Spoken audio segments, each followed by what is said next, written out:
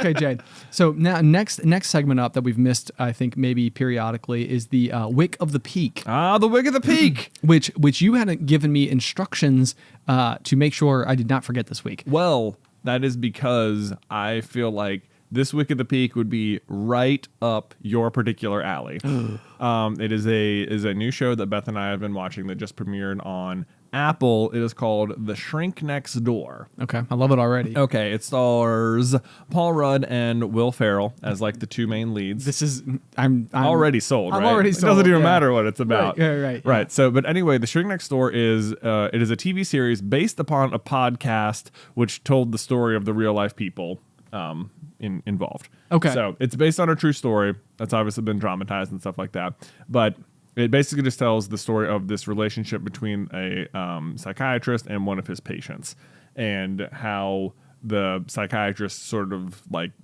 takes over his life. I can't even begin to guess which of these two is the psychiatrist. It is so interesting because when I first, Beth and I listened to the podcast, she was listening to it. She was like, "You got to listen to this." I was like, "Okay." I listened to it in like 2 days. It's not that long. It's like 6 episodes. It's called The Shrink Next Door. If you want to go listen to it, super good listen. Very like engaging. And when I heard who was playing in it, I was like, I was so certain that it was going to be Will Ferrell, who was the psychiatrist, and Paul Rudd, who was like the patient, and it is not. It is the complete opposite, and they are both just crushing it. No way. It is so good. I love it so much.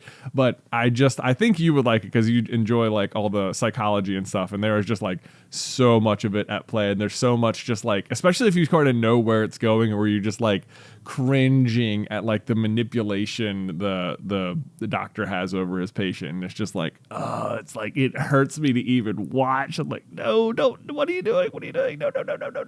Interesting. But I think you would get I think you would find it very interesting because it's like, well, the doctor is this very like charismatic character who's like, he's clearly also a very good psychologist, but it's like because he's so good, he's so capable of like manipulating people. Oh, so it's like at first he's just genuinely super helpful, but then anyway. Anyway, so yeah.